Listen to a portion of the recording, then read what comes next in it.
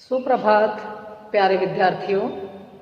आपकी हिंदी साहित्य की द्वितीय वर्ष की कक्षा में हम आज प्रथम प्रश्न पत्र के अंतर्गत काव्य दोषों पर चर्चा करेंगे और काव्य दोषों में भी जो है आज हम रस दोष देखेंगे कि काव्य दोष के अंतर्गत रस दोष किस प्रकार से आते हैं और हम उन्हें किस प्रकार से जो है देखते हैं। सर्वप्रथम जब रस दोष की बात आती है तो हम सबसे पहले उसका लक्षण देखते हैं कि रस दोष क्या है। रस का आस्वादन केवल व्यंजना शक्ति से होता है, अतः उसे हम जो है व्यंग्यार्थ भी जो है कहते हैं, या हम उसे व्यंग्यार्थ कहते हैं या उसे व्यंग्यार्थ कहा जाता है। यदि उसे इसको रस को श्रृंगार आदि विशेष शब्दों अथवा रस जैसे सामान्य शब्दों से कथित किया जाए तो वह अनुचित समझा जाने के कारण जो है वहाँ रस दोष हो जाता है। रस दोष जो है ये कितने प्रकार के होते हैं या फिर इनके कितने भेद हैं, तो यदि हम इस दृष्टि से देखें तो रस दोष भी कई प्रकार के होते हैं जिन्हें हम आज के व्याख्यान में एक क्रमबद्ध तरीके से जो है देखेंगे। सर्वप्रथम हम सबसे पहला रस दोष देखते हैं, वह है स्वशब्द वाच्यत्व दोष। यह रस दोष है। इसका अर्थ है, किसका? स्वशब्द वाच्यत्व दोष का अर्थ है सामान्य रूप से रस शब्द का तथा विशेष रूप से श्रृंगार, वीर और रौद्र आदि रसों के नाम का कथन मात्र करना। इस प्रकार का नाम कथन स्वशब्दवाच्य रस दोष कहलाता है। अब हम इसको जो है किस प्रकार से जो है यह दोष हमें पंक्तियों में परिलक्षित होता है, इसको अब हम जो है देखते हैं कि उदाहरण यदि हम देखें तो बल विक्रम पौरुष अपार दर्शत अंग अंग ते शब्द आया है। फिर उसके बाद आता है वीर रौद्र दो रस उदार झलकत रग रंगते शब्द यहाँ पर आया है, झलकत रग रंगते।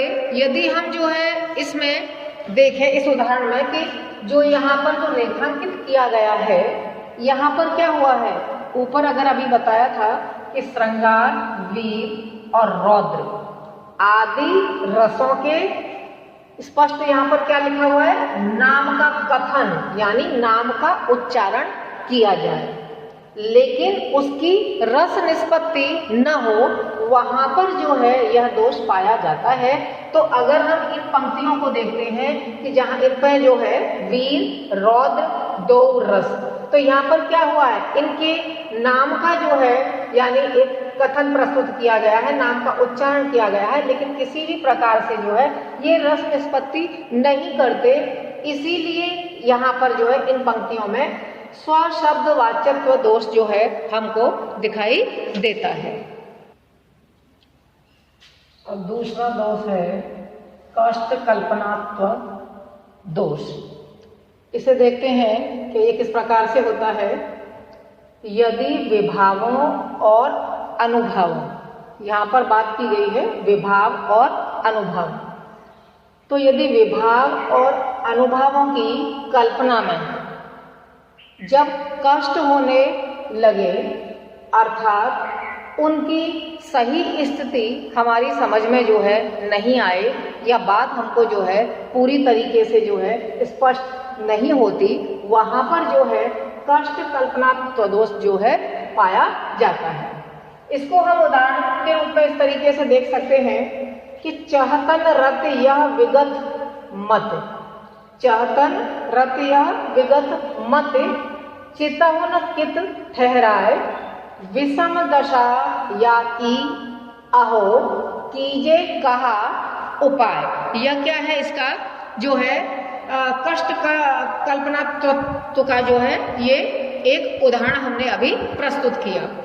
इसमें यदि हम देखें तो जो है इस दोहे में जो है वियोगिनी नायिका की दशा का वर्णन किया गया है। जो चहतन रति जो हमने यहाँ पर जो रेखांकित किया है, यह शब्द जो है चहतन रति जो शब्द हमने अभी अभी यहाँ जो रेखांकित करके इसमें जो है दर्शाया गया है, यदि हम उसको देखें तो इसमें क्या है, अनुभवों द्वारा व्यक्त तो यह होता है, किंतु उनसे इस बात का अनायास ही निश्चय नहीं हो पाता कि अनुमान केवल वियोगावस्था का ही इसमें जो है सूचक जो है हमको दर्शाता है।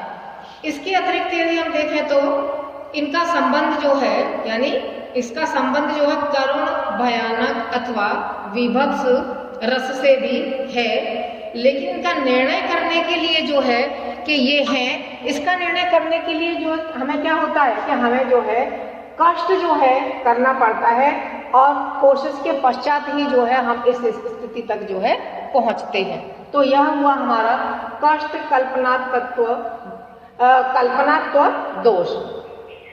आगे जो है अब हम 3 नंबर पर जो है देखते हैं प्रकट रस विरोध वर्णत्व दोष। जिस रस का वर्णन अभीष्ट हो उस रस के विरोधी रस के विभाव और अनुभाव आदि का वर्णन किया जाए। जैसे यदि हम श्रृंगार रस का जो है वर्णन कर रहे हैं तो वह हमारा कौन सा हुआ, अभीष्ट। वह रस जो है हमारा अभीष्ट। उस रस के विरोध में, उस रस के साथ ही जो है हम किसी दूसरा रस और दूसरे में भी जो है, ऐसा नहीं कि श्रृंगार के साथ हम श्रृंगार का ही कर रहे हैं या जो है विभत्स के साथ विभत्स का कर रहे हैं, भयानक के साथ भयानक का कर रहे हैं, ऐसा नहीं, जो बिल्कुल रस उसके बिल्कुल विरोधी है।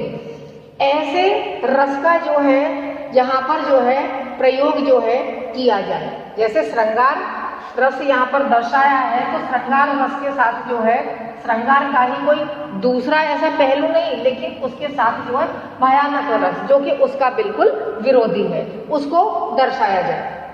अब हम यहाँ पर इसका उदाहरण देखते हैं कि मधु कहत है ब्रज वाले उन पद्यों का करके ध्यान, जाओ जहाँ पुकार रहा है श्री मधुसूदन मोद निधान।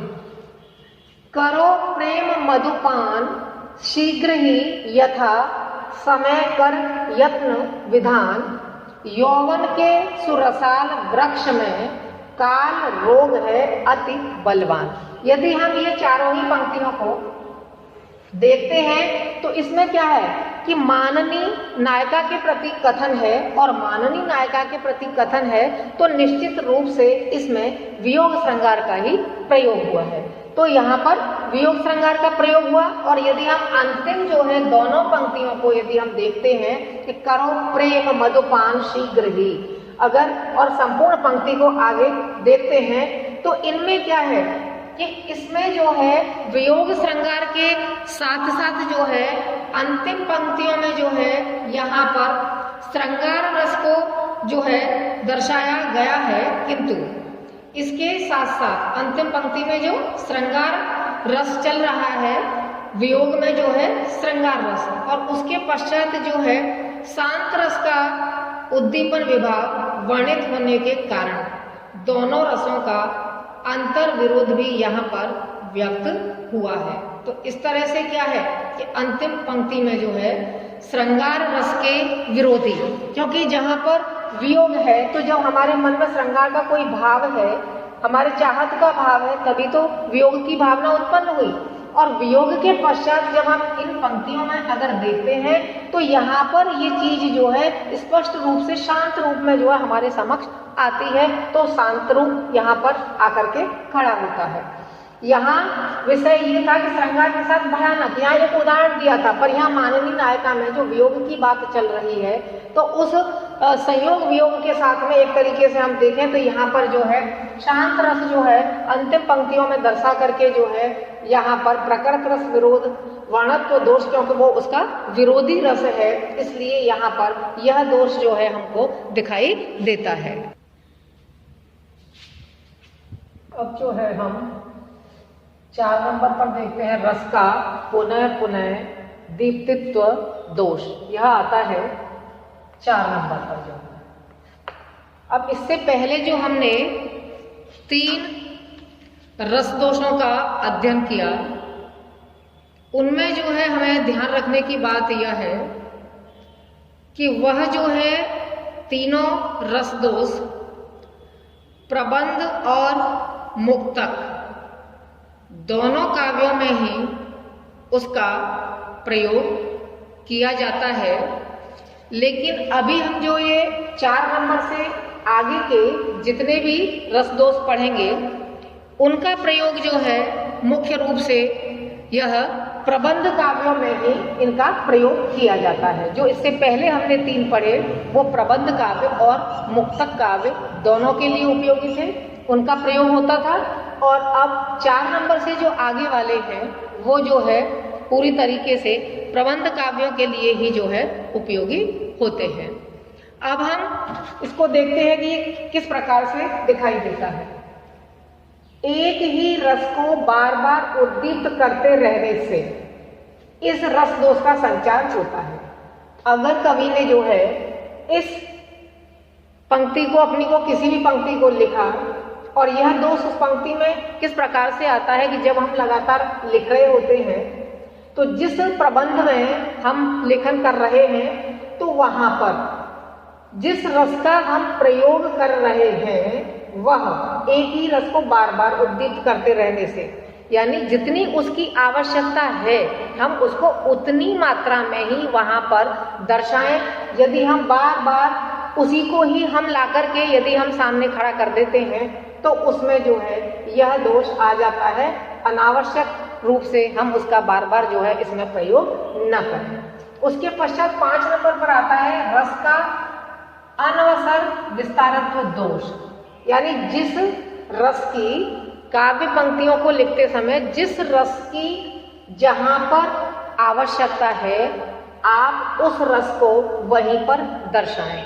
यदि जिस रस के बिना हमारा कार्य पूर्ण हो रहा है और किसी भी प्रकार से कार्य बाधक नहीं है तो उसका व्यर्थ में ही अन्य का उपयोग करके जो है या जिस रस का आप प्रयोग कर रहे हैं उसका विस्तार करने की जो है आवश्यकता नहीं है। जहां पर अवसर पर उसकी आवश्यकता है आप उसी का ही उपयोग करें। और यदि आप अवसर के अनुकूल नहीं करते और अनवसर से ही उसका विस्तार व्यर्थ में ही करते रहते हैं तभी भी काव्य में जो है हमें यह दोष दिखाई देता है।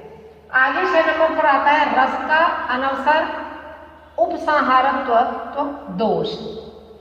रस का अनवसर उपसंहारत्व दोष ये कहां पर दिखाई देता है?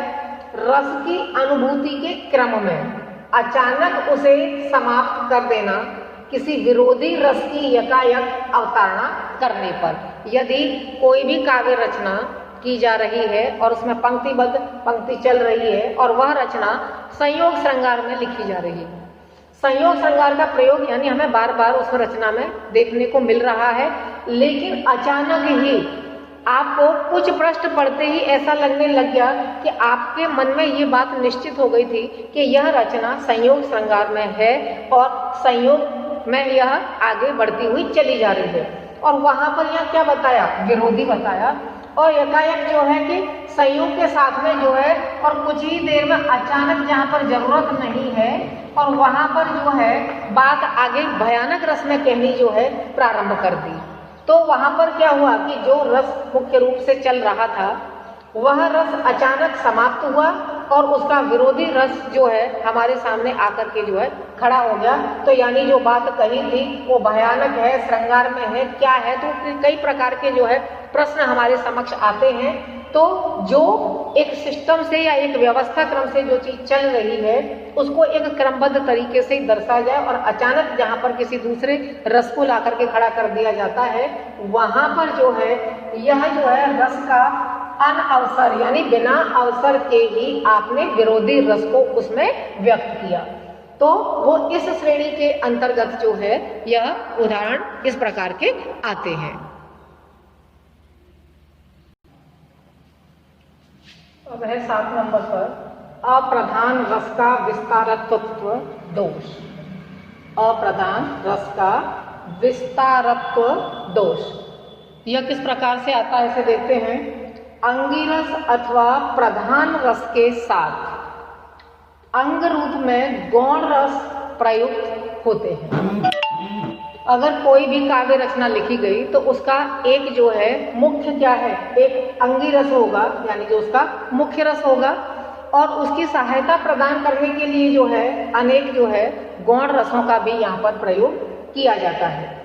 लेकिन आया है कि अप्रधान रस का विस्तारत्व दोष। उदाहरण इसका देखते हैं कि अभिज्ञान शाकुंतलम में यदि हम देखें तो अंगी रस उसका क्या है, श्रृंगार रस, और जिसके अंग रूप में जो है हास्य वीर भयानक और अद्भुत रस जो है वो गौण रूप में उसके साथ में प्रयुक्त हुए हैं। तो इनका क्या अभिप्राय है कि अंगी रस यदि श्रृंगार है और श्रृंगार के साथ साथ इनको जो है गौण रसों को प्रयुक्त किया जाए तो वो अपने स्थान पर शोभनीय जो है प्रतीत होते हैं। लेकिन यदि अंगी रस का जो है पूरी तरीके से उतने प्रभावित ढंग से जो उसको प्रस्तुत नहीं किया जाए और उनका स्थान यदि ये रस ले लेते हैं तो निसंदेह रूप से जो है हमारे काव्य में जो है यह दोष जो है आकर के खड़ा होता है। यानी वो अप्रधान रस का, प्रधान रस क्या है, अगर श्रृंगार है तो अप्रधान रस गौण रस हुए, और उनका यदि हमने विस्तार किया तो उसका दोष होगा कि जहाँ पर अंगी रस है उसको उसी विस्तार से आप ले जाएं और गौण रसों का प्रयोग आप उसी सिस्टम से लागू करें कि जो अंगी रस के सहायक होने के लिए आवश्यक है। अब 8 नंबर पर हम देखते हैं अनंग वर्णत्व दोष। जो वर्णन काव्य रचना में अंगी रस में उपयोगी न हो उसका वर्णन करने से भी रस दोष होता है, और इसके लिए जो है हमें मुख्य रूप से जो है औचित्य के भाव का जो है ध्यान रखना अति आवश्यक है। तो इस तरह से जो है हमने यहाँ पर ये इसका 8वां जो है दोष जो है हमने यहाँ पर अभी देखा। 9 नंबर पर आता है अंगी की विस्मृतित्व दोष। विस्मृतित्व किसे कहते हैं, किसी को भुला देना, भुला देना। यदि किसी भी कवि ने जो है अपनी काव्य रचना करने से पूर्व ही यह अपने मन में विचार कर लिया कि जो है मुझे अपनी रचना को इस रस में लिख करके तैयार करना है, चाहे वो श्रृंगार रस में हो, चाहे वो भक्ति रस में हो, चाहे वीर रस में हो, लेकिन अंगी रस को भुलाकर गौण रस को प्रधानता दी जाए। लेकिन जब वो काव्य रचना लिखनी प्रारंभ की तो लिखते लिखते जब आप आगे बढ़े तो आप इस बात को भुला दें कि मैंने अपनी रचना को किस रस के माध्यम से आगे बढ़ाया है या ये किस रस की रचना है। आप उसे छोड़ करके अपना जो मुख्य आपका रस था उसे छोड़ करके और आप अन्य किसी भी रस में अपनी बात को लगातार कहते जाते हैं और आप उस रस को भुला देते हैं। वहाँ पर जो है ऐसा दोष आता है कि जिससे हमारे मन में जो है यह स्पष्ट होने की स्थिति में हम आ जाते हैं कि आखिर ये रचना जो है किस रस की है। तो मुख्य रस को भुला करके जब हम दूसरे रस पर जाते हैं तो हमारा यह दोष आता है। उसके पश्चात है प्रकृति विपरीतत्व दोष। प्रबंध काव्य के पात्रों की प्रकृति में परिवर्तन लाने वाले वर्णनों के कारण यह रस दोष आता है कि आपने जिन पात्रों का चयन किया है वो पात्रों की प्रकृति जो है किसी दूसरे प्रकार की है और आप उन्हें अपने स्थान पर जहां आप दर्शाना चाहते हैं वो उसकी प्रकृति को क्या है बदल करके दूसरे रूप में दर्शाना चाहते हैं, तो वहां पर क्या है कि इस प्रकार का दोष आता है, क्योंकि पात्रों की मूल प्रकृति का ध्यान रखकर ही हम उनके चरित्र का विकास या चित्रण उनका किया जा सकता है। क्योंकि हमें सबसे पहले ये देखना पड़ेगा कि इस पात्र की प्रकृति क्या है। जिसकी प्रकृति होगी वही तो अपने उस रूप को उस रूप में जो है सही रूप में प्रस्तुत करेगा, और उसकी प्रकृति कहीं ना कहीं जब प्रस्तुतिकरण होगा तो हमारे सामने उसी रूप में ही वो आएगी। क्योंकि अगर उसे दूसरी प्रकृति में या दूसरे रूप में आप प्रस्तुत करना चाहेंगे तो उसका जो मुख्य प्रकृति है वो कभी भी छिपी नहीं रह सकती है। इसको हम कह सकते हैं कि दुष्चरित्र यदि कोई खलनायक है और उसके भाव ही वैसे हैं कि वो दुष्चरित्रता के ही काम करता है, और यदि आप उससे महात्मा के रूप में जो है या महात्मा जैसे श्रेष्ठ कार्य उससे करवाना चाहें या महात्मा उसको बनाना चाहें, तो यहाँ पर क्या है कि ये दोष जो है आकर के खड़ा हो जाता है कि अगर हमने उसको महात्मा बनाने की कोशिश भी की, लेकिन जब उसका प्रस्तुतिकरण होगा तो वहां पर जो है उसका दुष्चरित्र का जो रूप है वो कहीं ना कहीं पर जो है हमारे समक्ष जो है उभर करके आएगा, और उभर करके आएगा तो वो जो दोष या कमी रह जाएगी तो वो हमें स्पष्ट रूप से दिखाई देगी। इसलिए जो है कि अगर ऐसी जो स्थितियां जब आती हैं साहित्य में, जब काव्य लिखे जाते हैं, तो वहां पर यह दोष भी आ जाता है। इस तरीके से जो है हमने आज के इस व्याख्यान में जो है काव्य दोषों में मुख्य रूप से रस दोषों पर चर्चा की, और हम आज के इस व्याख्यान को यहीं पर समाप्त करते हैं। धन्यवाद।